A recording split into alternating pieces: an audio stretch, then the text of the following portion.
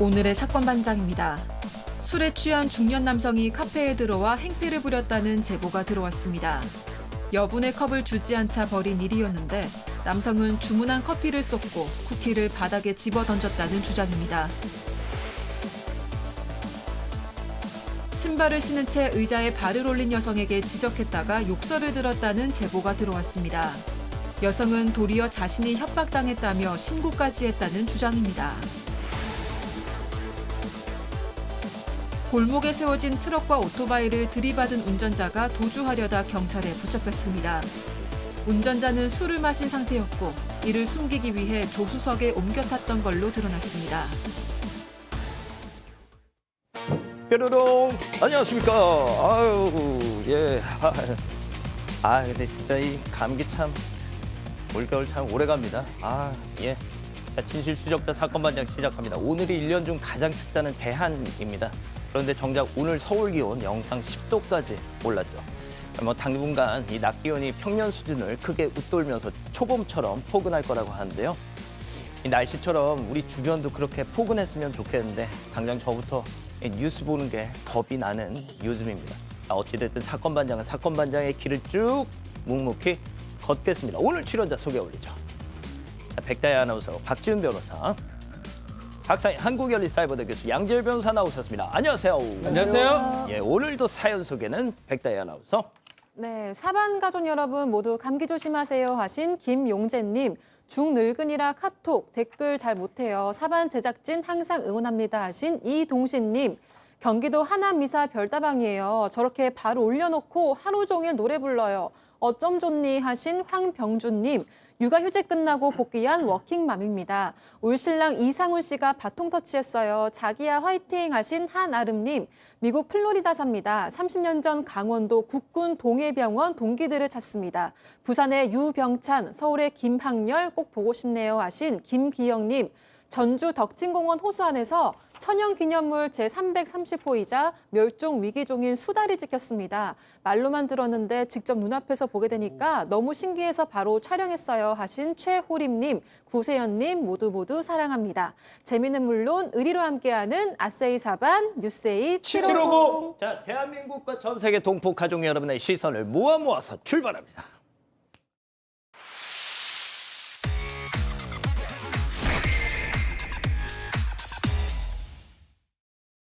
달려보죠. 망치로 쾅쾅쾅입니다. 무인 매장을 덮친 도둑대들 영상 만나보시죠. 자, 택시에서 내리는 저 한 무리 사람들 연신 주변을 두리번거리면서 무인 매장으로 가는 중입니다. 자, 그런데 말이죠. 자, 모자를 뒤집어 쓰더니 가방에서 또 뭔가를 꺼내가지고 키오스크 쪽으로 다 가죠. 자, 뭐 하려고 그럴까요?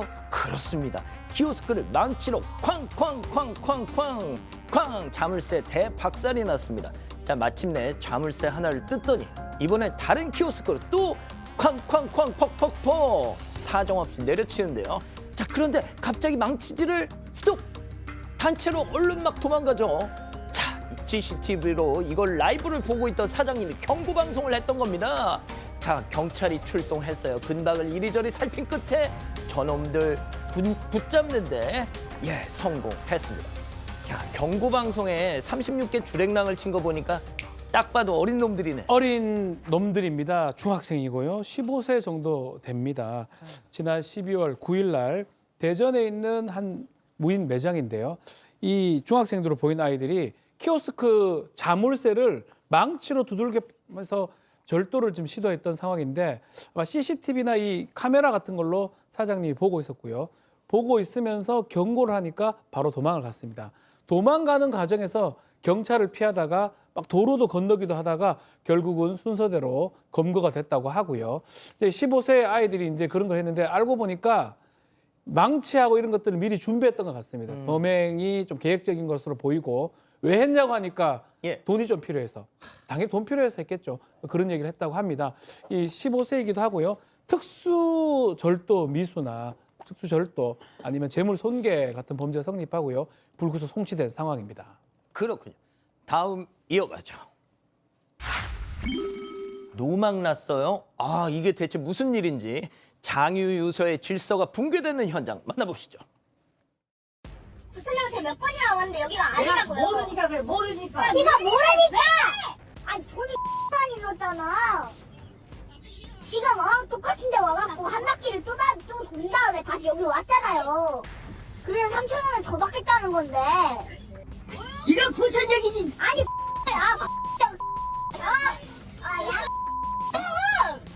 니마 여기 아니라고요. 노망하셨어요? 왜 그러세요? 뭐가? 네? 가수는 많아요? 네? 뭐망이래? 네? 노망이요? 노망이 뭐야? 몰라. 노망하냐고? 대가리 없으면. 자, 저 택시 기사님 손녀뻘 정도 될 나이의 아이들이 저 짓을 하고 있습니다. 교수님.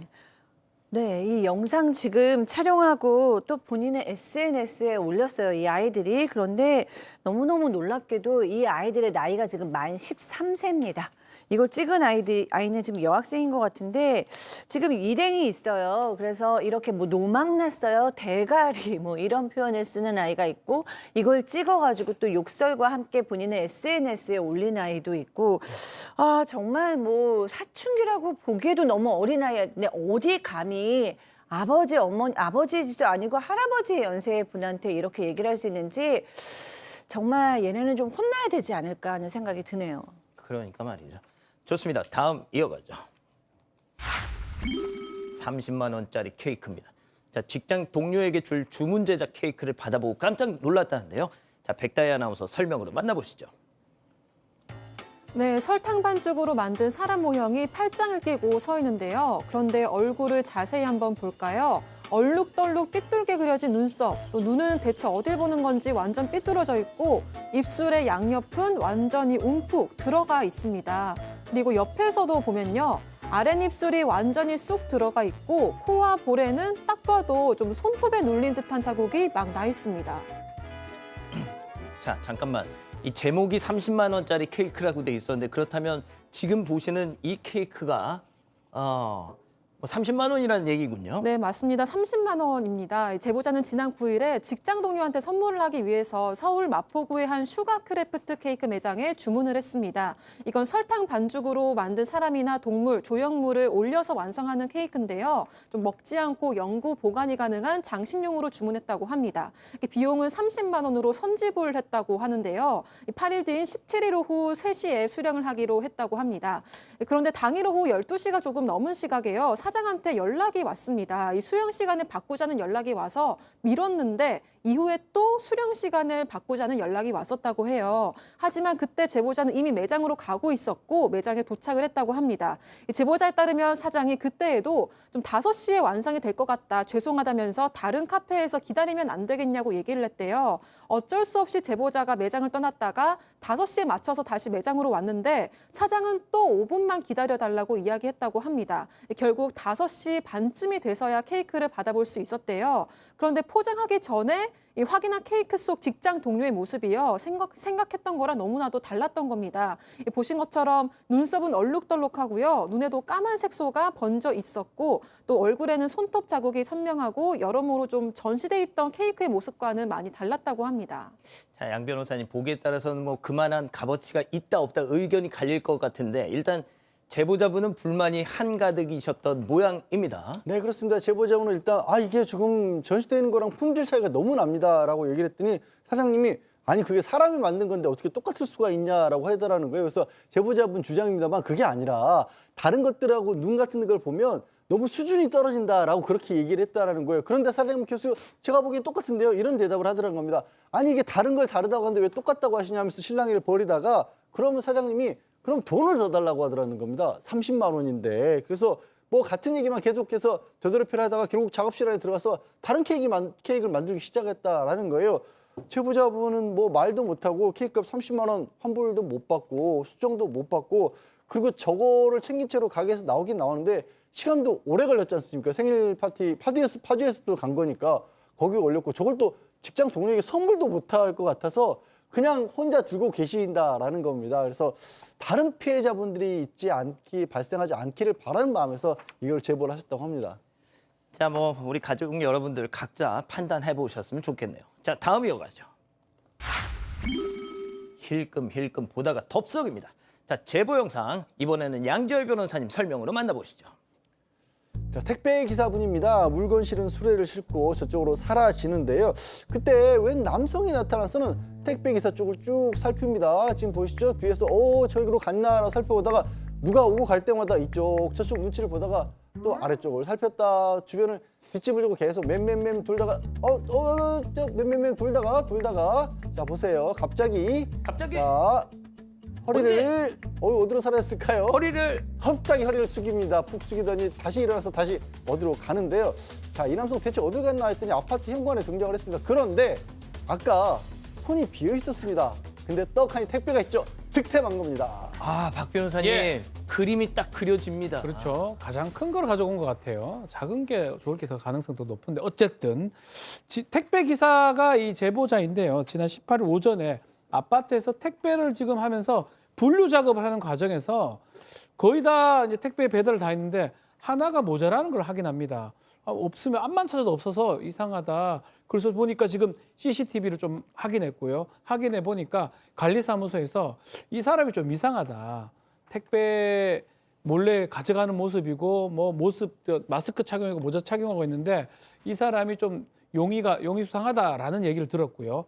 동호수까지 확인이 된 것 같습니다. 그래서 이 동호수에 저 사람이 거주하고 있는 것 같으니까 택배기사 가보라고 하니까 그 동호수에 가보니까 연락은 안 됐다고 해요. 그렇지만 저 사람 모습 그대로 찍혀 있죠. 모자, 마스크, 또 가장 큰 거를 가져갔어요. 큰 게 무조건 좋다고 하는 건 착각일 수도 있습니다. 자, 그런데 저 남성 전혀 생각지도 못한 곳에서 또 만났다고요. 네, 관리사무소 직원이 알려준 곳에서 남성을 찾지 못해서 그냥 주변 사람들에게 물어나 보자라는 심정으로 옆집에 가서 좀 물어달라고 요청을 했답니다. 근데 옆집에서 턱하니 저분이 나왔던 겁니다. 그러니까 하하. 관리사무소에서 뭐 일부러인지 아닌지는 알 수가 없습니다만은 호수를 좀 잘못 알려줬던 거예요. 그랬는데 저 남성 난 택배 모른다.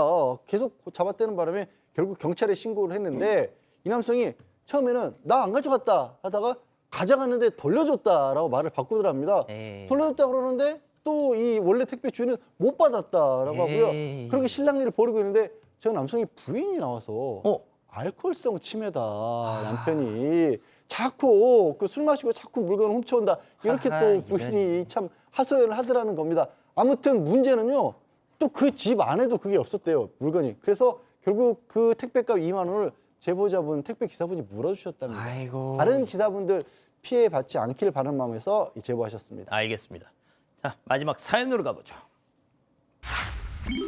조카를 상전처럼 모시랍니다. 자, 집단 지성의 판단을 받아보고 싶으시다면서 제보해 주신 사연 함께 들어보시죠. 안녕하세요. 조카를 상전처럼 모시라는 시아버지 때문에 괴로운 30대 여성입니다.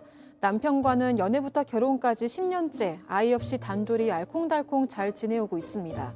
대신 저희는 시조카들에게 잘해주는데요. 명절부터 생일, 어린이날, 졸업까지 선물이나 용돈을 항상 챙겨요. 특히 시아버지가 저희에게 조카들을 잘 챙기라고 강조하십니다. 그런데 이미 잘 챙기고 있는데도 자꾸 그 얘기를 하셔서 좀 강요와 간섭으로 느껴지기 시작하더라고요. 그러다가 최근에 저희가 좀 무리하게 집을 샀는데요. 최대한 한 푼이라도 아끼려고 선물이나 용돈을 좀 부득이하게 줄였습니다. 그래도 얼마 전에 시조카가 초등학교 졸업할 때 용돈을 보내줬어요. 그런데 그 다음날 시아버지께서 또 이야기를 꺼내시는 겁니다. 이미 용돈을 보내줬다고 했는데도 너희는 애가 없으니까 지금 잘해야 나중에 조카들 신세도 보고 콩고물이라도 받아먹는다 이런 식으로 한참을 이야기하시더라고요.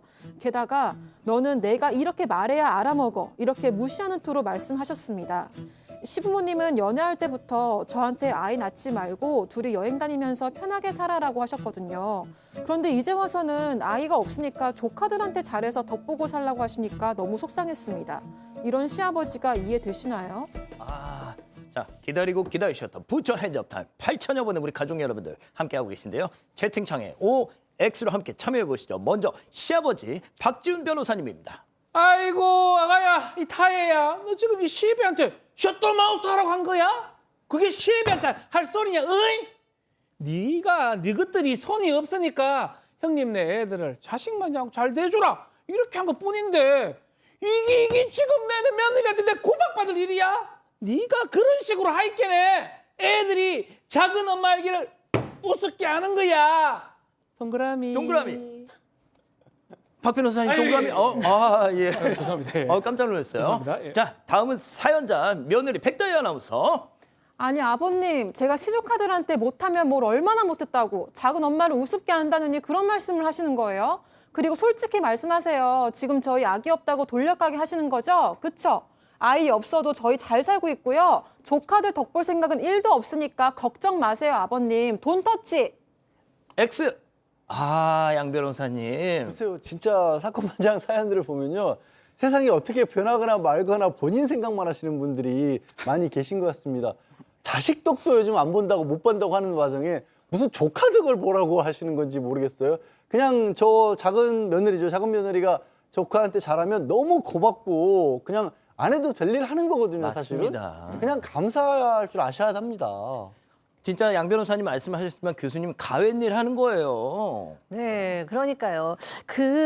저는 아버님 마음은 나쁜 마음이 아니라, 우리 작은 며느리랑 작은 아들 나중에 아이도 없으면 아프면은 누가 좀 데리고 와나, 우리 조카라도 좀 모시고 가야 될 텐데 이렇게 생각하시는 건데, 정말 이제 시대가 변했죠. 이제는 정말로 둘이 잘 살면서 이렇게 또 보험 같은 거 잘 들어놓는 게 훨씬 낫거든요. 조카는 그냥 사랑을 줘야 되는 존재지, 그 조카가 언젠가 나한테 뭘 줄 맞아. 거야 라는 생각을 하면서 조카를 돌보면 안 되죠. 맞아요, 박 변호사님. 전 좀 더 나가 보겠습니다. 아, 더 말할 진짜? 필요도 없어요. 어디까지 조카 나가시렵니까? 조금만 한 단계만 한 발짝만 더 나가. 알겠습니다. 조카한테 이렇게 사랑을 줄 필요도 없는 거예요. 뭐 멀기도 하고 삼촌지간이기도 한데 적당한 거를 주는 게 맞지 그 이상의 과하게 줄 필요가 없습니다. 그 준다고 해가지고 지금 말씀 다 하셨지만 그 사랑이 돌아오지도 않을 뿐더러 뭐 감사 여기거나 뭐 그러지 고마워하지도 않아요. 않아. 그것 때문에 그래요. 시간이 흘러가면 흘러가는 거예요. 명절 때마다 제가 용돈을 얼마나 주는데 까먹습니다. 까먹어. 삼촌이 누군가요? 뭔지 모르거든요. 평소에는 그래서 삼촌이라고도 안 해요. 그러니까요. 저는 사실은 아버지가 시아버지가 좀 오바를 하고 있다고 봐야 될 것 같고 며느리 태도가 맞다고 봅니다. 자, 백다희 아나운서. 네, 시아버지는 계속 이야기를 하실 것 같아서 그냥 적당히 거리를 두시고 그냥 시조카들이랑 그냥 재밌게 다복하게 잘 지내시면 좋겠습니다. 가족 여러분 의견도요. JJO님 빙빙 돌려서 압박 주네요 라고 하셨고요. 최정숙님 그런 걸 왜 강요하나요 라고 하셨습니다. 박희영님도 그렇게 이쁘면 할아버지가 용돈 많이 주세요 라고 하셨습니다. 예, 사반 제보 메일과 카톡 제보 채널에서 많은 사연 제보 기다리고 있습니다. 오늘도 유튜브 라방 사반 후반 달려봅니다. 자, 오늘 소개도 백다희 아나운서가 전해주시죠. 네, 미국 버지니아 사시는 박혜란님 보고 계시나요? 30년 전 소식이 끊긴 남동생을 찾고 계신다고요. 집에서 부르던 이름은 박영규, 옛 호적상에는 박영달로 올라가 있다고 합니다.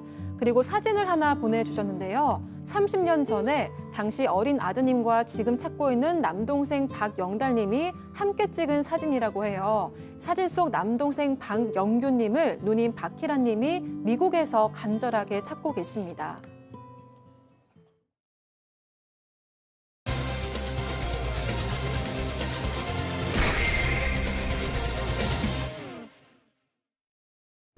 카페에 들어선 3명의 중년 남성. 자리를 잡고는 커피 2잔과 쿠키를 주문합니다. 잠시 후 주문한 메뉴가 나오고 이야기를 나누는가 싶었는데 한 남성이 갑자기 커피를 바닥에 쏟아버리는데요. 곧이어 자리에서 일어나더니 테이블에 있던 쿠키도 바닥에 집어던지기 시작합니다. 일순간 모든 손님들의 주목을 한 몸에 받으며 밖으로 퇴장하는 남성. 대체 카페 안에서 무슨 일이 벌어진 걸까요? 자, 양 변호사님 잊을만 하면 이런 일이 벌어져요. 그러게 말입니다. 이 제보해 주신 분은 서울에서 프랜차이즈 카페를 10년째 운영하고 계신 사장님이신데요. 지난 금요일이었다고 합니다. 저녁 8시쯤 정도에 중년 남성 3명이 들어왔어요. 술 기운이 느껴지긴 하지만 뭐 만취하고 이런 건 아니었다고 합니다. 그래서 커피 2잔하고 쿠키 2개를 주문을 해서 주문한 메뉴 잘 나왔고 잘 받아갔다라고 합니다. 그런데 갑자기 한 손님이 컵에 들어있던 따뜻한 아메리카노를 바닥에 쑥 쏟아버리고 그것도 모자라니 조금 있다 일어나가지고 쿠키를 그냥 바닥에 확 내팽개 쳤던 겁니다. 같이 뜬 일행이 좀 말리는 것처럼 손도 뻗었는데 아랑곳하지 않고 그냥 밖으로 나가버렸습니다. 자, 여기서 그러면 체크 포인트 먼저 짚어보죠. 나눠 먹고 싶었다. 아니 먹으면 되잖아. 그러니까요. 이 남성이 커피를 바닥에 붓고 쿠키를 던지기 직전에 이런 말을 했다고 합니다. 어떤 말? 나는 형님하고 커피를 좀 나눠 먹고 싶은데 이게 안 되네. 이렇게 얘기를 했다고 해요. 아니, 따라주면 되잖아요. 그러니까 그 왜 안 되니? 그게 몇 분 전으로 한번 돌아가 보겠습니다. 커피 2잔하고 쿠키 2개까지 나왔는데 이 남성이 사장님한테 컵을 하나 달라고 했다고 해요. 물 먹으려면 컵 말고 뒤에 꽃갈 모양의 컵이 있으니까 그 종이컵 같은 거 있죠.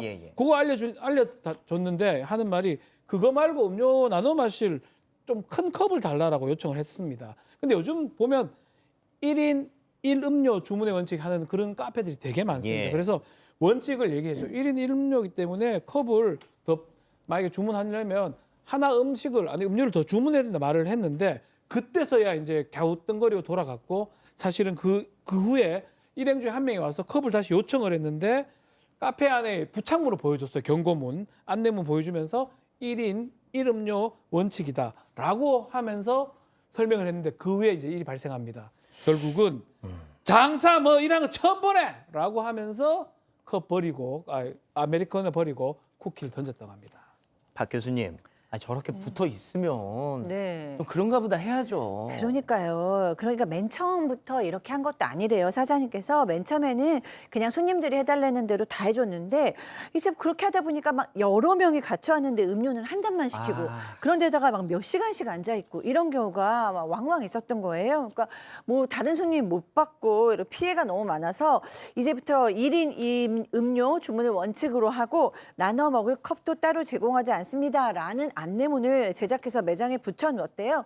그러니까 이제 몇몇 손님들이 오셔가지고 뭐 컵 좀 줄 수 없어요 하다가 이 내용을 설명드리면 대부분은 그냥 추가 주문을 하거나 알겠습니다 하고 돌아갔다고 합니다. 그러니까 컵을 안 주면 화날 수 있어. 근데 저 짓은 말아야지. 네, 그렇습니다. 사장도요, 손님으로서 요구를 할 수 있지만 그게 받아들여지지 않는다고 해서 저 이렇게 행패를 부리는 건 아니라고 생각한다고 전했습니다. 또 사장이 뒤쫓아 나가면서 이거 치우셔야 되지 않냐라고 아이고. 얘기를 했는데 남성은 나는 몰라, 알아서 해 이렇게 말했다고 해요. 그래서 경찰 부를까요? 라고 했는데도 남성은 그냥 신고해라, 경찰 불러라, 고소해라 이렇게 말하면서 사과할 생각이 전혀 없었다고 합니다. 그리고 함께 있던 일행들도 사장 말에 대꾸도 없이 그냥 뿔뿔이 흩어져서 사라져버렸다고 하고요. 사장은 손님들이 좀 뒤늦게라도 치우는 신용이라도 하면서 좀 사과를 하고 그랬으면 그냥 넘어갔을 거라고 얘기를 했습니다. 그리고 또 이 카페에 올 때부터 손님들이 조금 목소리가 격앙돼 있었대요. 그래서 좀 세 명이서 다투고 좀 괜히 화풀이를 한 게 아닌가 이런 생각이 들었다고 합니다. 아유, 저거 누가 치워 저거. 아유. 자, 이번엔 말이죠. 또 다른 카페 사장님의 제보입니다. 이분도 지난 금요일에 황당한 손님을 만났다고요. 네, 이 사장님은 경기도 남양주에서 프랜차이즈 카페를 운영을 하는데요. 이 금요일 점심에 한 남성과 여성 둘이 카페를 다녀간 이후에 그때만 생각하면 아직도 손이 바들바들 떨리시고 너무 황당하고 너무 억울하고 너무 속상하다면서 제보를 하셨습니다. 그런데 이 손님한테 말한 건 오로지 외부 음식 반입 금지입니다. 딱 요 한마디밖에 없다는 거예요. 그런데도 빵 부스러기를 집어 던지고 먹던 커피를 픽업대에 쏟아 버리고 황당한 행동을 이어갔다고 합니다. 자, 사장님 본인은 아직도 왜 이런 일을 당했는지 이유를 모른다고 하셨어요. 당시 어떤 상황이었는지 직접 들어보시죠. 남자분이 들어오자마자 큰 빵을 테이블 위에 딱 펴놓는 거예요. 그 여자분이 커피를 받으러 오셔서 조용히 저희 외부 음식 반입 금지예요 그랬어요. 좀 삐끗다는 듯이 네 하고 이제 들어가더라고요 자리로. 저한테 말도 없이 컵을 하나 가져가더라고요. 그 컵을 딱 내밀면서 물을 달라는 거예요. 제가 물을 드렸어요. 저 얼굴에 빵가루를 던지고 가는 거예요. 이게 지금 뭐 하는 거냐고, 왜 사람 얼굴에 이유 없이 이걸 던지시냐. 그랬더니 그 여자분이 커피를 한 번 딱 마시더니 커피 마시고 있잖아 그러는 거예요. 어떤 이유도 얘기도 안 해주고 그 여자가 그 눈빛이 정말 사람마다 때려잡게 생겼어요. 이야, 이거 거의 뭐 사람 얼굴에다가 빵가루를 던져 왜? 그러니까 정말 이 사장님 입장에서 이해가 도저히 안 가는 상황이었고요. 그랬던 겁니다. 왔을 때 외부 음식은 반입이 안 됩니다라고 했는데 아무렇지도 않게 그냥 여전히 빵 펴놓고 먹고 있다가 뭐 쳐다보니까 왜 쳐다보냐는 식으로 반응을 하다가 또 말도 없이 컵을 가져가가지고 가져간 컵을 들고 와서 또 물을 달라고 했다라는 겁니다. 물을 달라는데 물을 주는데 빵가루를 빵부스를 집어 던진 거예요. 사장님이 너무 황당해가지고 왜 그러시냐고 또 물어봤더니 나 커피 마시고 있잖아. 이렇게 또 응답을 했답니다. 그러고 나서 이제 잠깐 전화가 와서 전화를 받고 있는데 던졌다. 여기 예, 지금 던졌고요. 그리고 또 자리로 돌아갔어요. 그리고 커피 마시고 있잖아 대꾸를 하고 나서 그러고 나서는 사장님이 전화 받고 있는 사이에 그냥 음료 2잔 물하고 커피하고 갖고 와가지고 픽업대에 그냥 쏟아버렸답니다. 그래서 주변에서도 아니 왜 그러시냐고 쏟는다. 예. 주변 손님들조차도 왜 그러시냐고 주변 줄 서 있는 사람들에게 튀었을 수도 있잖아요. 그랬더니 또 손님들한테도 화를 내더라는 겁니다. 함께 아이고. 또 남자 일행이 있었다고 하는데 그거 말리지도 않고 그냥 웃으면서 떠났대요. 아니 이게 너무 어처구니가 없어서 주변에서도 그냥 넘어가지 말라 이렇게 조언을 해서 경찰에 신고를 했다라고 하는데요. 업무방해 같은 게 적용될 수도 있고 빵가루 던진 것도 폭행으로 달 여지는 있습니다. 아, 폭행. 좋습니다. 첫 번째 사건 이렇게 정리하고요. 두 번째 사건 이어갑니다.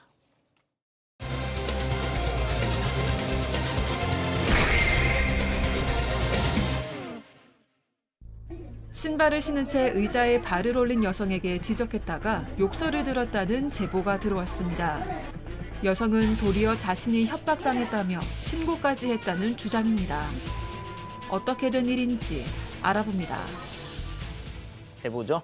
네, 사건은 지난 18일 오전 9시 반쯤에 울산역 기차 승강장에서 일어났습니다. 한 30대 여성이 검은색 어그부츠를 신고요. 두 발을 의자 위에 보시는 것처럼 앉아 올리고 앉아 있었던 거예요. 근데 이 의자가 한 서너 명이서는 앉을 수 있는 크기였는데 이렇게 가로로 걸터 앉아서 떡하니 신발을 올리고 앉아 있었던 겁니다. 한 중년 부부가 이걸 보고 다른 사람들도 의자에 앉아야 되는데 이렇게 올리고 있으면 어떡하냐 이렇게 지적을 한 거예요. 그래서 제보자를 포함한 주변 승객들도 이를 지켜보고 있었던 상황이었습니다. 이 제보자에 따르면 중년 부부의 말투가 좀 특별히 공격적이거나 무례하지는 않았다고 합니다. 노조 캠페인을 저희가 진행하고 있지 않습니까? 저 부부도 아마 저희 사반 가족분이 아니었을까 싶은데 말이죠. 자, 이 족 올려놓고 있는 저 여성, 아유 죄송합니다 하면서 바로 발 내렸을까요? 체크포인트 짚어보죠. 에이 못 배웠다. 자, 당시 제보자가 촬영한 영상 보고 오시죠. 몇 살이요? 그래, 잡는데. 너무 안 돼. 내가 이걸 동안에 일하지 못했나? 못 배웠어요. 잘했다, 그래. 잘했다. 니가 뭐했다, 야. 또 있어. 괜찮아. 모르는 사람이 갑자기 다가와가지고 의사에 신고하려고 제가 위협감을 느껴가지고 무서워서 못 있겠거든요. 아줌마랑 아저씨랑 같이 와가지고 저한테 쌍으로 그러시거든요. 양 변호사님, 예. 정리해서 말씀드리자면 그런 겁니다. 처음부터 저렇게 중년 남성분이 이렇게 목소리가 높았던 건 아니라고 하고요. 와서 지적을 하는데 처음에는 조심스럽게 지적을 했는데 거기에 대해서 남의 뭐 신발 갖고 왜 그러냐는 식으로 나오더니 이제 너 몇 살이냐 그랬더니 나이 먹을 만큼 먹었다 30대 중반이다. 그리고 나이는 많은데 엄마한테 못 배워서 그렇다. 이런 식으로 대꾸를 해달라는 겁니다. 그래서 이제 그게 자랑이냐라고 그렇게 또 중남 남성분이 대꾸를 했다라는 거예요. 그랬더니 갑작스럽게 자랑이다 뭐 하면서 너 나 알아? 이렇게 오히려 반말로 이제 응수를 하더란 겁니다. 그래서 급기야는 먼저 경찰에 전화를 해가지고 나 지금 여기 저 KTX 대합실인데 갑자기 모르는 사람들이 와가지고 막 나한테 협박하고 욕설하고 때리려고 한다라고 막 다른 사람들 들으면서 쩌렁쩌렁 저렇게 오히려 크게 지금 적반하장으로 나왔다는 거예요. 자, 그런데 경찰 신고한 이후에 저 중년 부부를 향한 폭언 욕설 수위가 더 올라갔습니다. 직접 또 들어보시죠.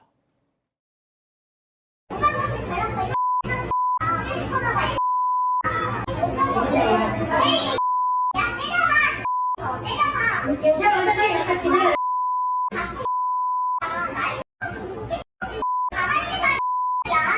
나만 뒤에 안 두고 가면 안 돼. 내가 모르는데. 아줌마, 치매 걸렸어? 내가 보니까 이제 치매 걸릴 나이인가 보다. 불쌍해라. 근데 잘 올렸다, 왜? 잘 올렸다. 잘 올렸어. 너 잘못했어? 우리는 이렇게 가족을 가는데 늦게 나한테 시키세요. 나는 다른 사람이 알바세요? 알바세요? 네. 그럼 여기 안 앉으시면 되잖아요. 예? 진짜. 피곤하다, 피곤해. 나이가 그 꼰대 같은 너 같은 아줌마들이 있어가지고 이 나라가 있고. 박 변호사님.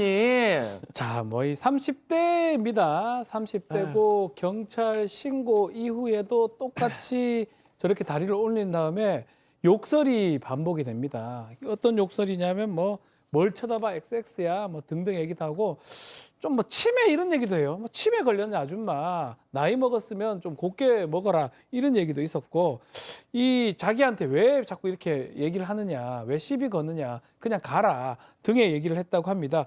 이게 이제 사실은 당연한 얘기를 했던 거 아니겠습니까? 다른 사람도 저 의자에 앉아야 됩니다. 다른 사람도 의자에 앉아야 되니까 그 다리에 올리지 말고 치워라 라고 얘기했던 건데 이 30대 중반의 여성은 무슨 상관이냐 신경 끄고 가는 길 가라 라고 하면서 마지막에는 또 그런 얘기를 해요. 어떤 꼰대 같은 아줌마들이 있어서 나라가 이 꼴이다 하는데 글쎄요 이 사람 말하는 게 맞습니까? 예. 저 아주머니 때문에 지금 시국 상황이 이런 것 같지는 않은 것 같은데 말이죠. 예. 박 교수님, 네. 경찰도 왔던 것 같아요. 어이가 없었을 것 같은데. 그런데 경찰이 도착하기 전에 기차가 먼저 왔대요. 그래서 이 여성이 그냥 기차를 타고 가버린 거예요. 그런데 제보하신 분은 거기서 목격을 하신 분이거든요. 그런데 사람들이 좀 이 여성을 말리려고 했는데 너무 욕을 많이 하니까 말릴 틈도 없었대요. 그런데 이 여성이 기차를 타면서 자신의 친구한테 전화해서 나 위협받았어 막 이렇게 얘기를 하더라는 거예요. 뭐를 잘못했는지 전혀 모르는 것 같아서 안타까웠다고 얘기하셨습니다. 박 변호사님, 네. 10초 드리겠습니다. 아 10초나 주십니까? 예. 정말 이거는 기본이 안 돼 있는 것 같거든요. 근데 적반하장이라고 하잖아요. 본인이 잘못했는데 욕설하면서 오히려 막 적반하장을 하는 거는 기본이 안 돼 있다. 땡. 좋습니다. 10초. 자, 두 번째 사건 정리하고요. 세 번째 사건 이어갑니다.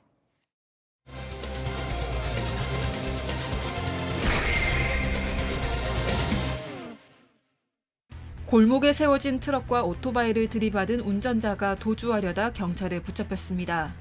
운전자는 술을 마신 상태였고 이를 숨기기 위해 조수석에 옮겨 탔던 걸로 드러났습니다. 무슨 일이 있었던 건지 짚어봅니다.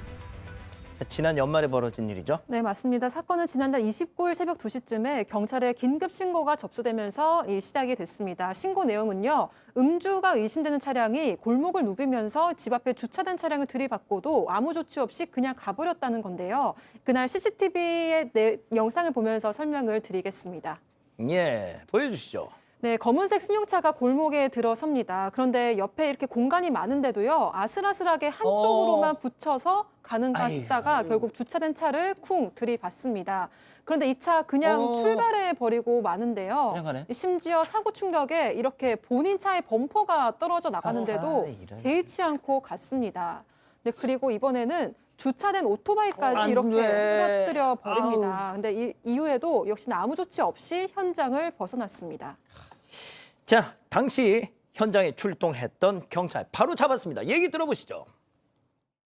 저희가 이제 의심 차량을 전방에 발견하고 경광등을 끄고 이제 접근을 했는데 가로등이나 이런 거를 통해서 차 안이 좀 어느 정도 비치잖아요. 근데 그런 찰나에 조수석에서 이제 차문이 열리시더라고요. 그리고 이제 조수석에서 내리시자마자 바로 이제 그 옆에 빌라로 뛰어 들어가는 것을 보고 사수 경찰관한테 저분인 것 같다, 잡아야 된다라고 제가 말씀을 드렸고, 그리고 이제 저희가 그 의심 차량 뒤에 주차를 했고, 사수는 바로 이제 차에서 뛰어내려서 빌라 안으로 이제 뛰어 들어가는 대상자를 잡았고요.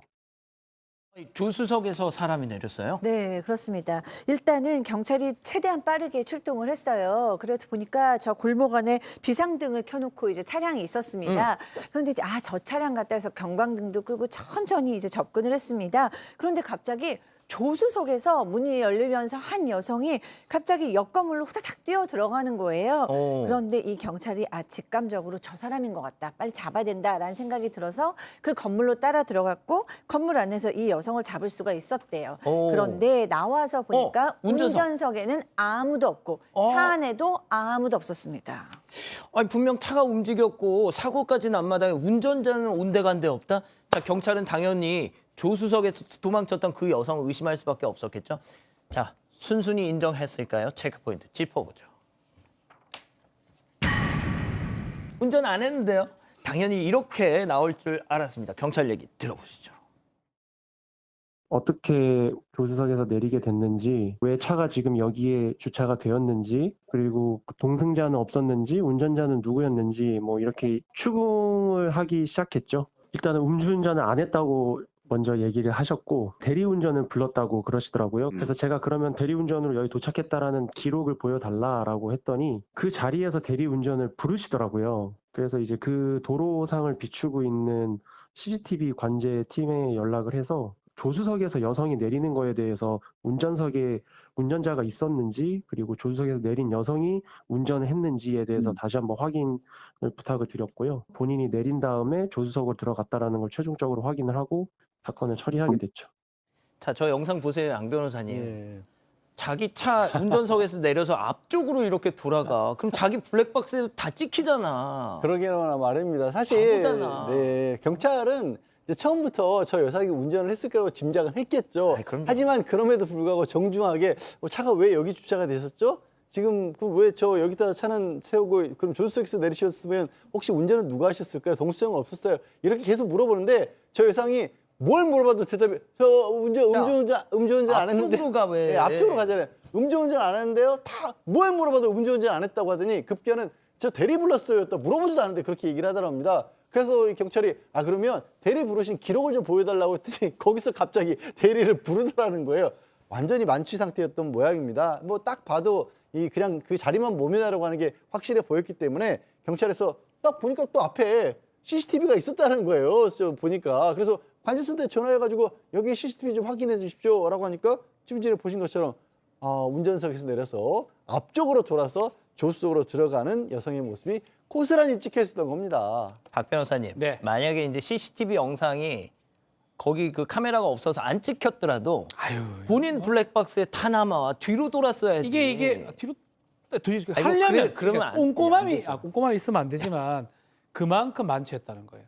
순간순간을 판단할 수 없을 정도로 운전하는 것도 봤지만 도망가더라도 조금이라도 덜 취했으면 뒤로 가죠. 아니면 뒤에서 포복 자세로 가죠. 아니면 차 안에서 옮기든가. 그렇죠. 옮겨서 가죠. 아이고 좋은 걸 가르쳐 주시네요. 어쨌든 이 사람 끝까지 운전 안 했다가 발뺌을 하다가 결국 CCTV 영상을 보여주니까 그때서야 아유 죄송합니다. 술 마셨습니다. 음주운전 사실을 시인했다고 합니다. 현장에서 측정을 했는데요. 치소 수준의 그 만취 상태였고요. 도로교통법 위반, 음주운전 등 혐의로 입건이 됐습니다. 다행히 뭐 자동차도 손괴시키고 오토바이도 손괴시켰지만 인명피해는 없었습니다. 아유. 그나마 그게 다행이라고 생각이 듭니다. 예. 아무튼 뭐 뒤로 돌든 차 안에서 옮겨가서 조수석으로 나오든 다 잡힙니다. 자, 이렇게 정리하고요. 별별 상담소 이어갑니다.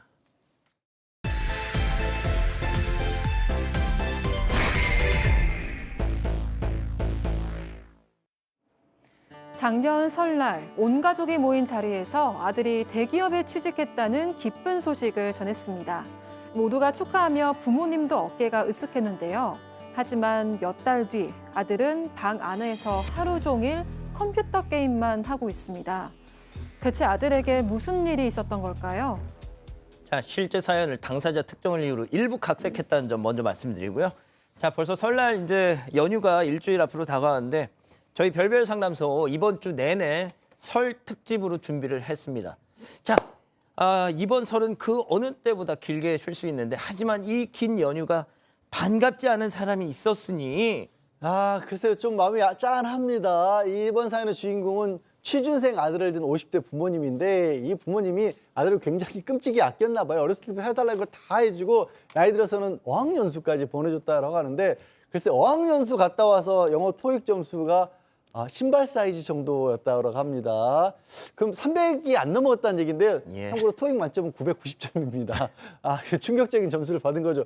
그러고 나서 이제 평소에는 또 그런데 또 명절이면 친척들이 하필이면 또 큰 집이랍니다. 그래서 친척들이 오는데 친척들이 와도 소파에 누워서 TV 보고 게임하고 심지어는 그냥 과일 먹고 그 30대인데 친척들한테 용돈도 받더라는 겁니다. 얼마나 얼굴이 화끈화끈하셨겠어요. 그래서 부모님들이 그냥 제 친척들 올 때쯤 되면 용돈을 먼저 주시면서 너 친구 집 가든지 PC방 가서 놀아라 이런 상황이었다고 합니다. 자, 그런데 지난해 설날 지난해 이맘때 신세가 완전히 역전이 됐어요. 네, 온 친척들이 모인 자리에서요. 아들이 저 대기업 취직했어요. 이런 소식을 전했던 겁니다. 그래서 깜짝 발표를 한 건데요. 설날 직전에 이렇게 합격 소식을 들었지만 가족들에게 이렇게 서프라이즈를 하려고 비밀로 했다는 겁니다. 그러면서 부모님께만 살짝 생산직이긴 하지만 그래도 대기업 정규직이다. 이제 어깨 펴세요. 이렇게 얘기를 한 거예요. 어허. 부모님을 정말 뭉클하게 만든 거죠. 친척들도 늦게 핀 꽃이 더 오래 간다면서 정말 한 마음으로 축하를 해줬습니다. 그리고 또 아들에게 취업덕으로 용돈도 정말 많이 주셨다고 해요.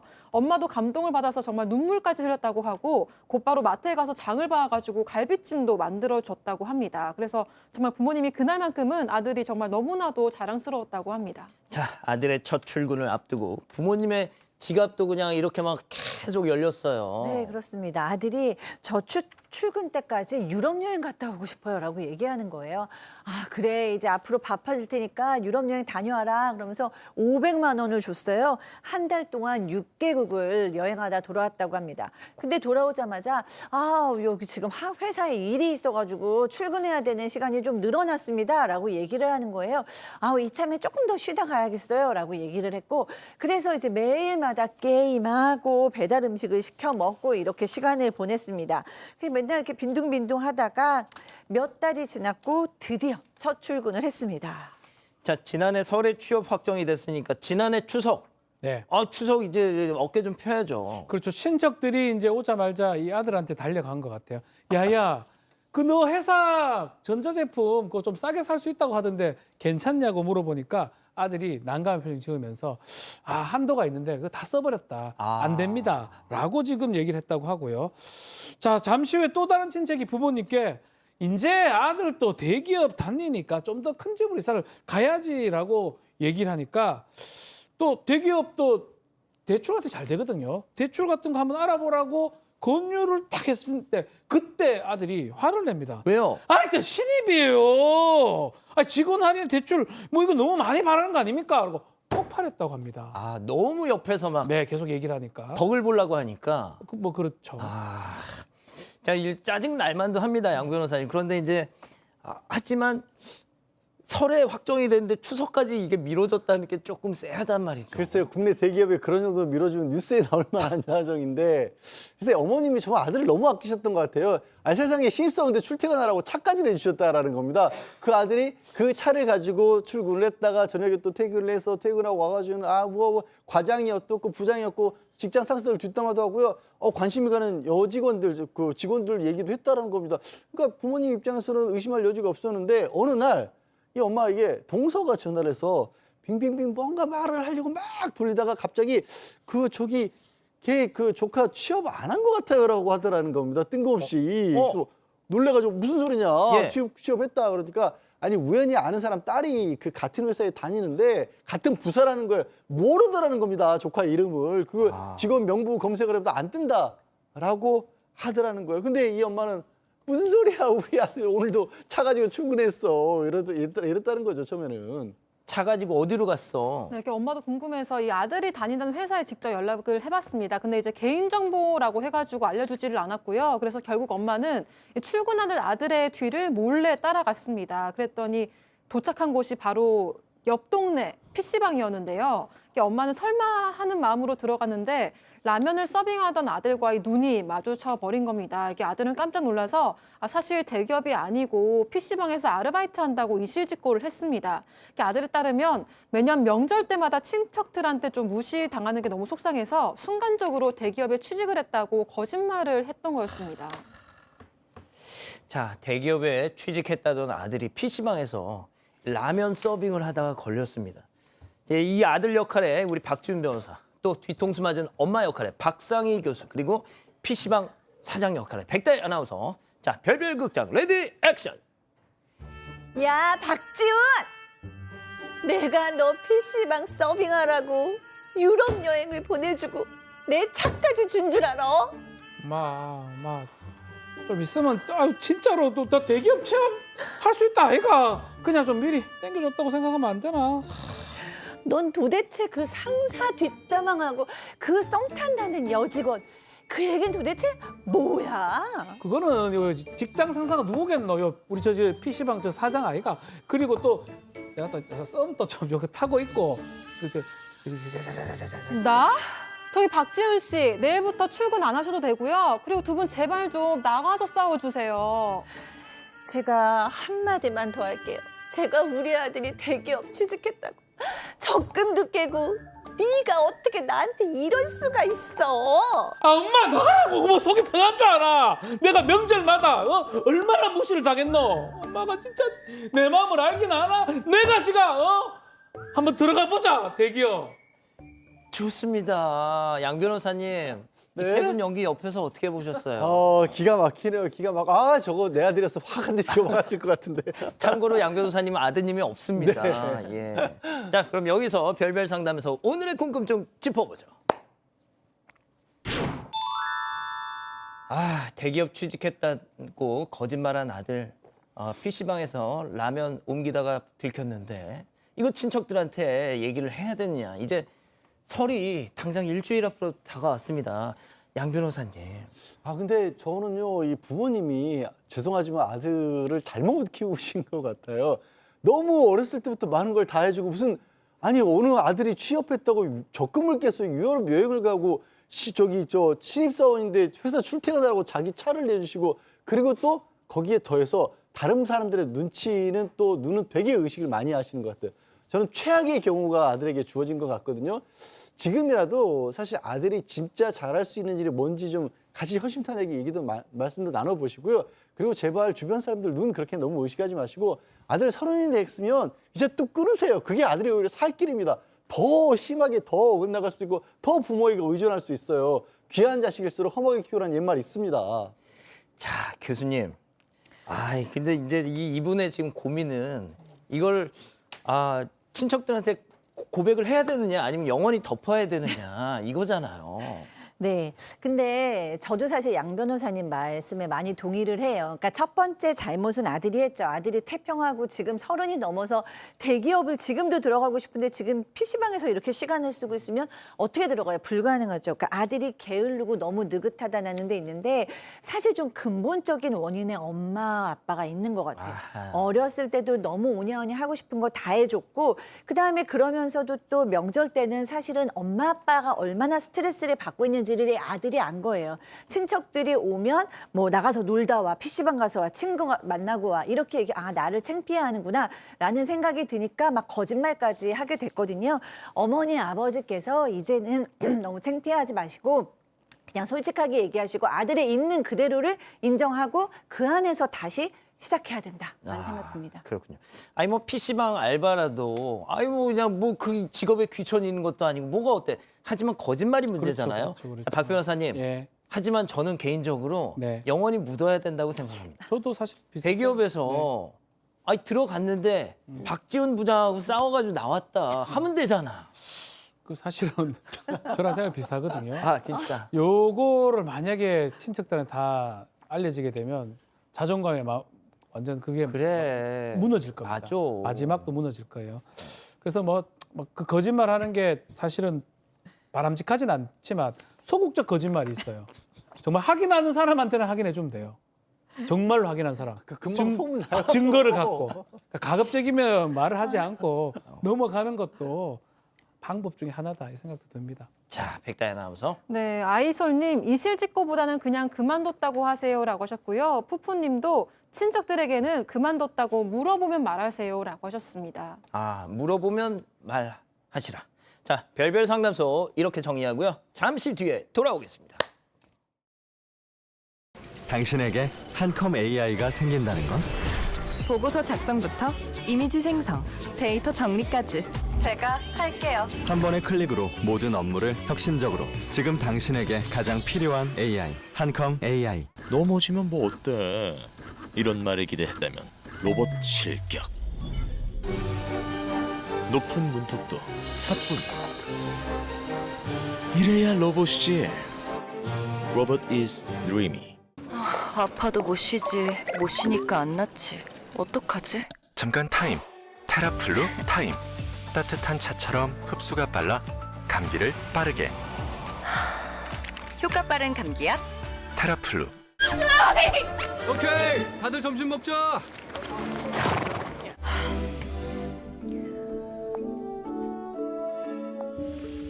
혹시 머드팩은 어떠세요?